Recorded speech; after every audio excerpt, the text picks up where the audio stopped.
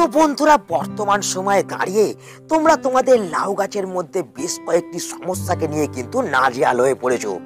তোমরা অনেকেই এই সময়ে যে প্রশ্নগুলিকে আমাকে বারবার করছো যে তোমাদের লাউ গাছের মধ্যে স্ত্রী ফুল আসার বদলে প্রচুর পরিমাণে পুরুষ ফুল আসতে শুরু করছে। আবার অনেকে বলছো লাউ গাছের কোড়া বা ছোট ছোট লাউগুলি বৃদ্ধি না হয়ে হলুদ হয়ে পচে গাছ থেকে ঝরে যেতে আরম্ভ করছে। এর পাশাপাশি অনেকে আবার জানাচ্ছ তোমাদের লাউ গাছের পাতা ধীরে ধীরে হলুদ হয়ে গাছগুলি শুকিয়ে মারা যেতে শুরু করছে। কিভাবে তোমাদের লাউ গাছের এই সমস্ত সমস্যাকে তোমরা দূর করবে সেই নিয়ে কিন্তু সকলেই তোমরা দুশ্চিন্তায় ভুগছো এবং তোমরা আমার কাছে জানতে চেয়েছো কিভাবে এই সমস্যাগুলির সমাধান আমরা ঘরোয়া পদ্ধতির মাধ্যমে করতে পারবো, কিভাবে আমাদের লাউ গাছের মধ্যে পুরুষ ফুল আসাকে বন্ধ করে প্রচুর পরিমাণে স্ত্রী ফুল আনতে পারবো, কিভাবে লাউয়ের গোড়া বা ছোট ছোট লাউগুলিকে পচে যাওয়ার হাত থেকে আমরা বাঁচাতে পারবো, কিভাবে আমাদের লাউ গাছ শুকিয়ে যাওয়ার সমস্যাকে আমরা দূর করতে পারবো।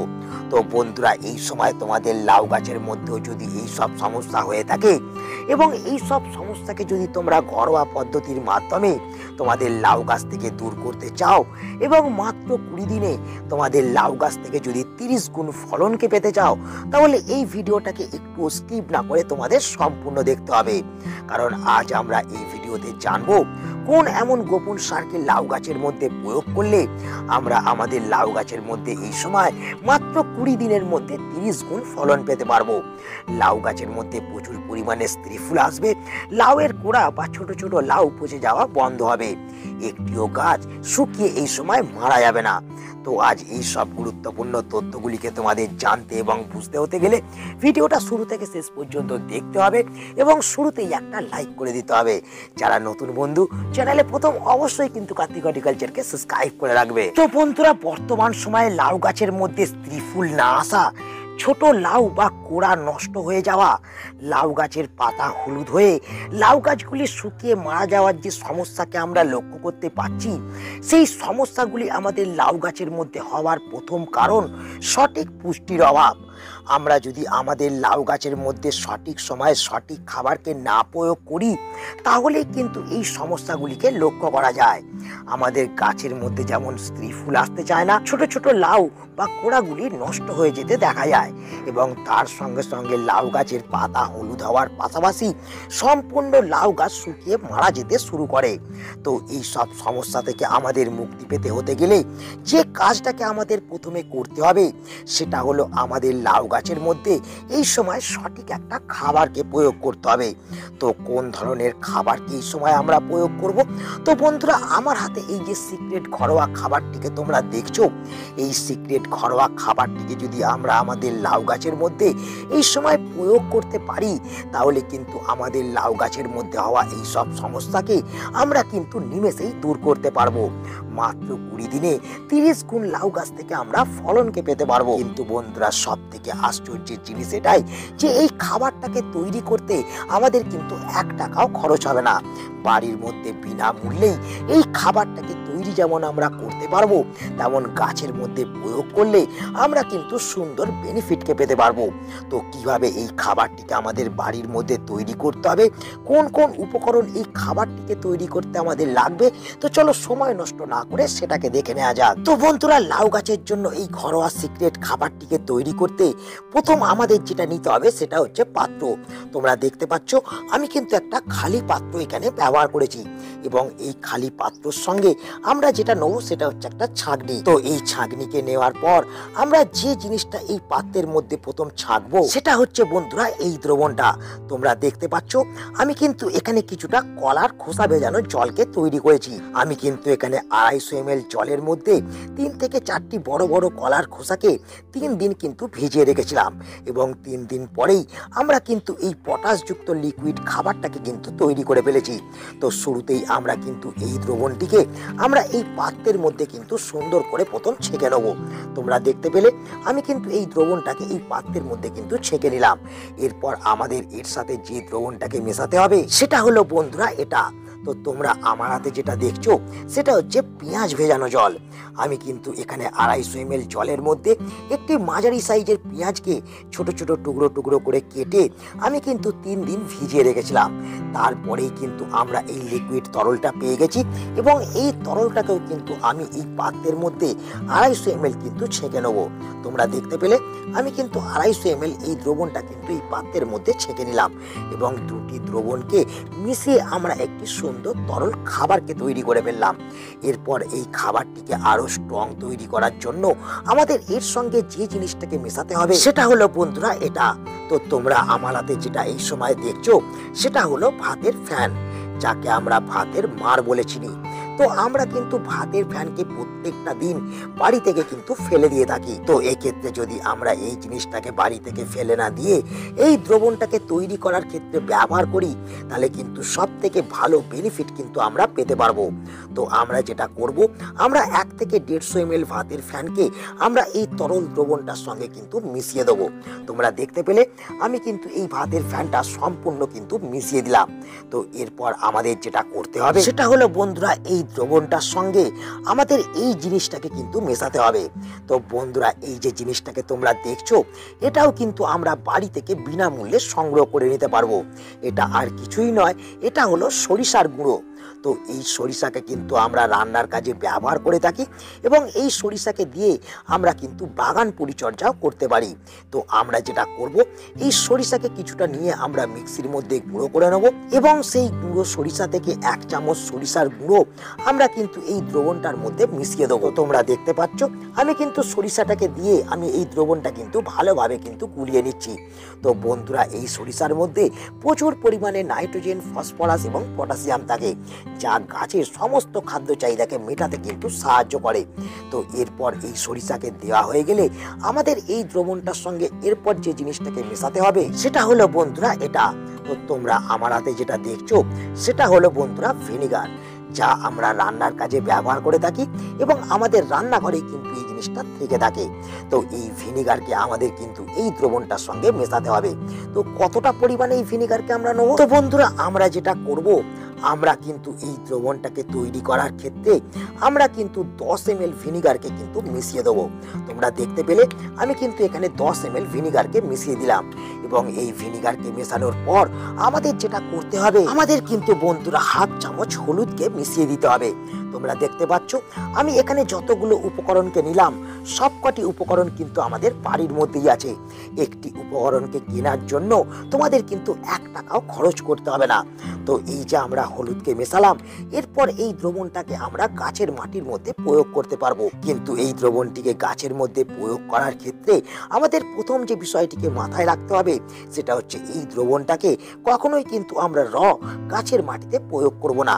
আমরা যেটা করব, আমরা কিন্তু এর মধ্যে আরো 250 ml জল মেশাবো এবং এই দ্রবণটাকে সম্পূর্ণ 1 লিটার একটা দ্রবণ তৈরি করব এবং এই দ্রবণটাকেই আমাদের গাছের মাটির মধ্যে প্রয়োগ করতে হবে এবং এই দ্রবণটিকে আমাদের গাছের মধ্যে প্রয়োগ করতে হবে সকাল থেকে দুপুরের ভেতরে।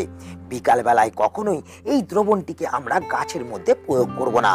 এবং তার সঙ্গে সঙ্গে এই দ্রবণটি থেকে সুন্দর বেনিফিট পেতে হতে গেলে আমাদের এই দ্রবণটিকে প্রত্যেক 10 দিন অন্তর অন্তর কিন্তু গাছের মধ্যে প্রয়োগ করতে হবে।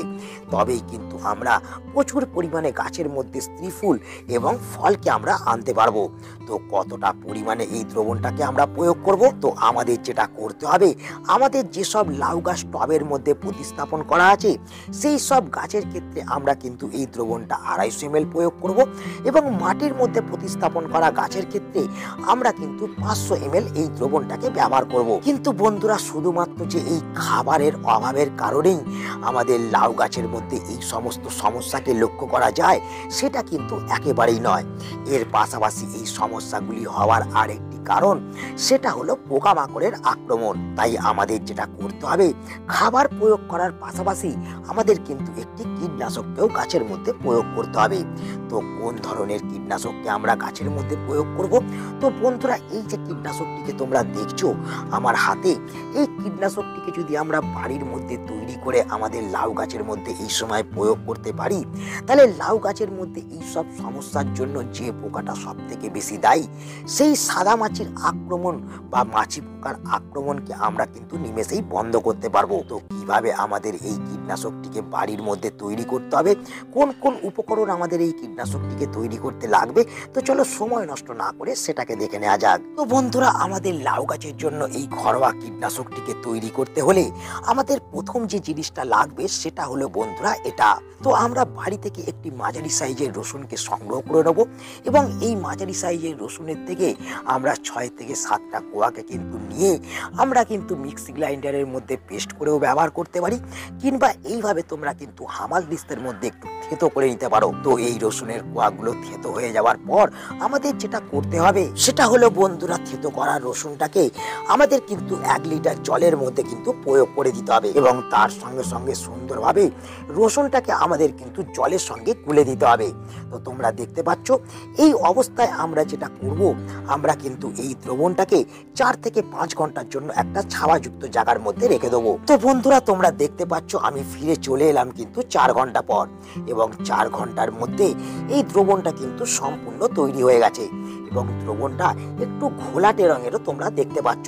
তো এরপর আমাদের যেটা করতে হবে সেটা হলো আমাদের এই দ্রবণটার সঙ্গে আমাদের এই ইনোকে কিন্তু মেশাতে হবে। তো আমরা যেটা করব, এই ইনো থেকে আমরা কিন্তু হাফ চামচ ইনোকে এই দ্রবণটার সঙ্গে প্রথম মিশিয়ে দেবো। তো তোমরা এখানে দেখতে পাচ্ছ আমি কিন্তু হাফ চামচ ইনোকে নিয়ে নিয়েছি এবং জলের মধ্যে সুন্দরভাবে কিন্তু এই ইনোকে আমি প্রথম মিশিয়ে দিচ্ছি। তোমরা দেখতে পেলে আমি ইনোটা মিশিয়ে দিলাম। এরপর আমাদের এই দ্রবণটাকে তৈরি করতে হলে আমাদের দ্বিতীয় যে জিনিসটা লাগবে সেটা হলো বন্ধুরা ভিনিগার। তো এক্ষেত্রে আমরা কতটা পরিমাণে ভিনিগার নেব, তো যেহেতু আমরা এটিকে একটি কীটনাশক হিসেবে ব্যবহার করব, সেক্ষেত্রে আমরা 1 লিটার জলের জন্য 15 ml ভিনিগারকে কিন্তু ব্যবহার করব। তোমরা দেখতে পেলে আমি কিন্তু 15 ml ভিনিগার কিন্তু এখানে প্রয়োগ করে দিলাম। তো এর সাথে সাথে আমাদের এরপর যে জিনিসটাকে নিতে হবে সেটা হলো বন্ধুরা হাফ চামচ হলুদ। তোমরা দেখতে পাচ্ছ আমি কিন্তু এখানে হাফ চামচ হলুদকে নিয়েছি এবং প্রত্যেকটা উপকরণের সঙ্গে এই হলুদটাকে দিয়ে কিন্তু আমি সুন্দরভাবে কিন্তু গুলে দিচ্ছি। তো এইভাবে কিন্তু তোমাদের কিছুক্ষণ ভালো করে এই কীটনাশকটিকে কিন্তু গুলিয়ে নিতে হবে। যখন দেখবে এটি একে অপরের সঙ্গে মিশে গেছে, তখন আমাদের যেটা করতে হবে এই জিনিসটাকে কিন্তু একটা অন্য পাত্রের মধ্যে আমাদের ছেঁকে নিতে হবে। তোমরা দেখতে পাচ্ছ আমি কিন্তু এখানে এই দ্রবণটাকে কিন্তু সম্পূর্ণ ছেঁকে নিচ্ছি। তো যখন এই দ্রবণটাকে তোমাদের ছাঁকা হয়ে যাবে, তখন কিন্তু এই দ্রবণের সঙ্গে আর কোনো প্লেন জলকে তোমাদের অ্যাড করলে চলবে না। শুধুমাত্র এই যে কীটনাশকটিকে আমরা তৈরি করলাম, এই কীটনাশকটিকে আমাদের কিন্তু একটা স্প্রেয়ার মেশিনের মধ্যে ভরে আমাদের কিন্তু গাছের মধ্যে প্রয়োগ করতে হবে। কিন্তু বন্ধুরা, এই কীটনাশকটিকে গাছের মধ্যে প্রয়োগ করার ক্ষেত্রে আমাদের দুটো বিষয়কে কিন্তু অবশ্যই মাথায় রাখতে হবে। সেটা হলো এই কীটনাশকটিকে কখনোই কিন্তু আমরা সকালবেলায় প্রয়োগ করব না, বিকাল বেলায় প্রয়োগ করলেই আমরা কিন্তু এই কীটনাশকটি থেকে সঠিক বেনিফিটকে লক্ষ্য করতে পারবো। এবং তার সঙ্গে সঙ্গে এই কীটনাশকটিকে আমাদের প্রত্যেক 10 দিন অন্তর অন্তর আমাদের প্রত্যেকটা লাউ গাছের পাতার মধ্যে কিন্তু স্প্রে করতে হবে। তবেই কিন্তু আমরা সমস্ত ধরনের মাছি পোকা এবং বিভিন্ন ধরনের ফল ছিদ্রকারী পোকাকে কিন্তু দমন করতে পারবো এবং তার সঙ্গে সঙ্গে আমরা লাউ গাছ থেকে কিন্তু প্রচুর পরিমাণে ফলনকে পেতে পারবো। তো তোমরা দেখতে পাচ্ছ আমি কিন্তু আমার লাউ গাছের মধ্যে কিন্তু এই দ্রবণটাকে স্প্রে করছি। তো তোমাদেরও কিন্তু এইভাবে এই দ্রবণটাকে কিন্তু সুন্দরভাবে স্প্রে করতে হবে। তো বন্ধুরা, আশা করি তোমরা সকলেই বুঝতে পারলে কোন সিক্রেট খাবার ও কীটনাশকগুলিকে আমরা এই সময় লাউ গাছের মধ্যে প্রয়োগ করলে আমাদের লাউ গাছ থেকে মাত্র 20 দিনের মধ্যে আমরা 30 গুণ ফলনকে পেতে পারবো। তো তাই আজ এই ছোট্ট ভিডিওটাকে এখানে আমি শেষ করছি। আশা করি এই ভিডিওটা তোমাদের সকলের কাজে লেগেছে। যদি ভিডিওটা ভালো লাগে তাহলে অবশ্যই ভিডিওটাকে একটা লাইক করে দেবে, তোমাদের বন্ধুদের কাছে শেয়ার করে দেবে। যারা নতুন বন্ধু চ্যানেলে প্রথম, অবশ্যই কিন্তু চ্যানেলটাকে সাবস্ক্রাইব করে রাখবে। তো দেখা হচ্ছে আবার একটা নতুন ভিডিওতে। সকলে ভালো থেকো, নমস্কার।